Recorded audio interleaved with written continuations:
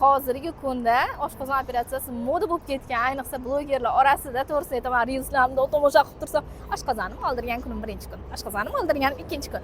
Hayronman-da, oshqozon olish trendga aylansa, bu targ'ib qilishyapti. Конечно, bitta organni kesib tashlash неужели hozirgi kunda trendga aylanyapti? Bu hazil narsa emas, ko'pchilik uni oson deb o'ylashyapti, lekin undan keyingi asoratlari ham bor. Unga ham tayyor turish kerak. Oshqozon operatsiyasidan keyin haqiqiy dieta, haqiqiy qiyinchilikni keyin ko'rishadi o'zi aslida. Qurbon bo'layotganlarni ko'ryapmiz. Mana shuni orqasidan, operatsiyani orqasidan. Bor, albatta bor. Nima deydi, buni qurbonsiz bo'lmaydi, uni iloji ham yo'q. Chunki tig' ostida yotasiz. Bu hazilakam operatsiya emas. Oshqozoningiz, ya'ni organizm bir qismini olib tashlaydi. Hozir oxirgi paytlar ijtimoiy tarmoqlarda ya'ni ko'rinyapti bular. Juda ham ko'p. Targ'ib qilishyapti. Ko'zga tashlanyapti. Hattoki targ'ib qilishyapti.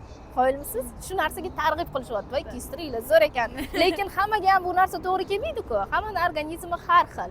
Kimlardir o'sha oshqozonni operatsiya qildirib afsuslanganlar qancha. To'g'ri, masalan, kimlargadir udachniy bo'lib qolishi mumkin bu narsa. Lekin bu oshqozon operatsiyasi doimiy ravishda eng oxirgi variant.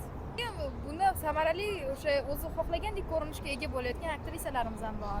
To'ppa-to'g'ri, albatta unaqa holatlari ham bor. Endi asosan shu aktrisalarga qarab, bularda zo'r bo'ldi-ku, menda ham zo'r bo'ladi deb ishonib, qildirib afsuslanganlar ham bor.